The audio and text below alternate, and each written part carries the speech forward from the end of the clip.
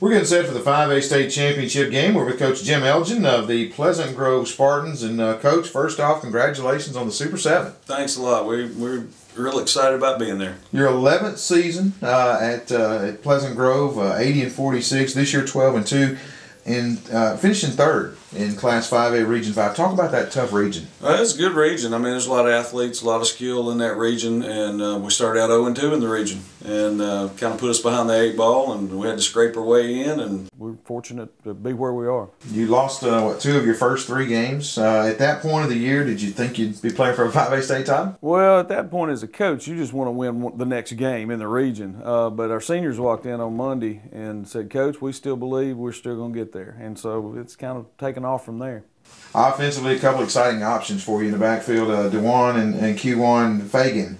They can really make some big things happen. They can. They're both really special players for us.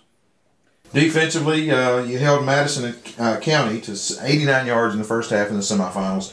Your defense has played well all season, but they seem to be getting better here in the playoffs. We have. We've played real well in the playoffs. You know, like those first 2 games we lost, we look out there at the end and we're playing with 8 kids in their second and third varsity game. So it's just a matter of experience. I mean, they were talented kids, but that experience they've gained over the years really paying dividends right now. Let's look through your road to the playoffs. Round 1, defeating Russellville, which is always an outstanding program, 36-14. Second round, defeating Lincoln, 28-10. Quarterfinal round, shutting out Gunnersville, 26-0. That's an outstanding program there as well. Right. And then Madison County, 27-13 in the semifinals. What has that shown you about your team?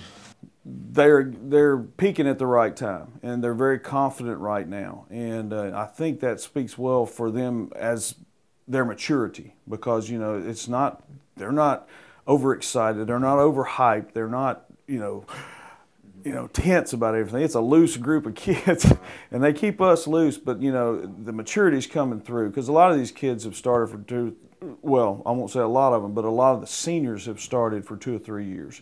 And I think that maturity is really showing up.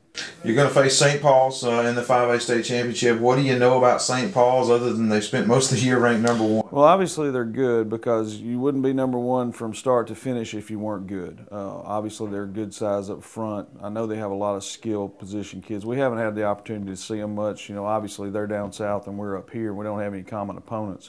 So we'll get to work on them today and see what we can do. Pleasant Grove has been in the news over the years, tornadoes and things such as that destroying your community.